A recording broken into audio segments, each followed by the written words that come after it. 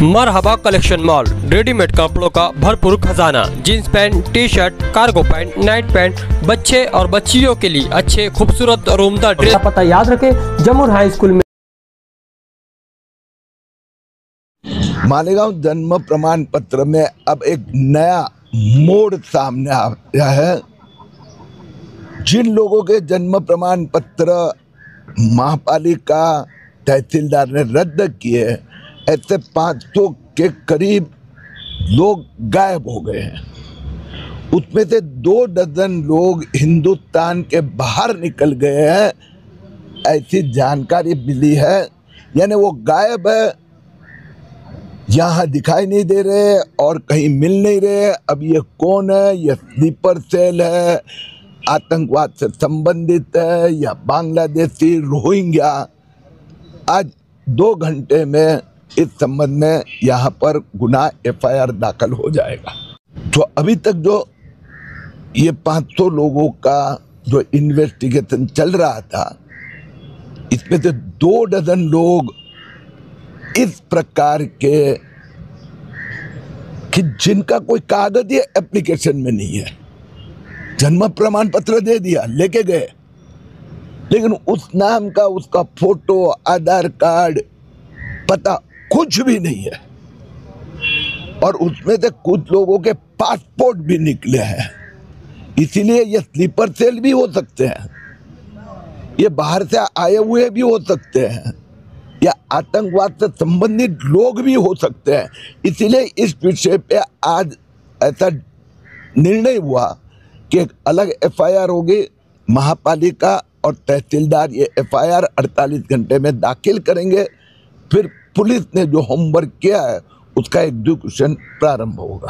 Sir, अभी तक कहाँ तक पहुंची है SIT? अब SIT मूल मुद्दा यही था कि पात्र अपात्र लोग जिनके पास जो कागज पत्र लेने चाहिए वो नहीं थे, ऐसे लोगों ने जन्म प्रमाण पत्र या जिनको देने का अधिकार नहीं था। तो मालेगांव में तो वैसे देखने जाए तो SIT का काम प्रशंसनीय रहा है। 3273 प्रमाण पत्र सिर्फ रद्द हुए, ऐसे नहीं, चुनाव आयोग को भी ये यादी दी गई है। आधार कार्ड ने भी इनके आधार कार्ड रद्द करने की प्रक्रिया प्रारंभ कर चुके हैं। लगभग 50 से ऊपर सरकारी अधिकारियों को आरोपी बनाया, उनकी गिरफ्तारी हुई। अब ये उसका ही अगला कदम है कि इसमें से कोई आतंकवादी है क्या, कोई स्लीपर सेल है क्या, अभी उसकी जांच शुरू होगी। ये बांग्लादेशी रोहिंग्या से शुरू हुआ था मामला और अभी आतंकवादियों पे आके रुक गया। अब ये जांच करना पड़ेगा कि 2 दर्जन सर्टिफिकेट ऐसे गए हैं कि जिसमें कोई कागज ही नहीं है, तहसीलदार ने ऐसे ही आदेश दे दिए है। तो वो कौन है? वो चेहरा ही पता नहीं है अभी तो। गलती तो सरकारी अधिकारी की है ना। तो 48 अधिकारियों पे कार्रवाई हुई, गिरफ्तारी हुई। राष्ट्रीय सुरक्षा के प्रश्न पे कोई समझौता नहीं होगा। दूसरी बात, जिनके रद्द हुए हैं उनके पास जन्म प्रमाण तो है नहीं, यहाँ जन्म हुआ उसका भी कागज नहीं है, उनके परिवार में से किसी एक का भी जन्म हुआ उसका भी प्रमाण पत्र नहीं है, तो है कहाँ के? वो बाद में जांच होगी महापालिका।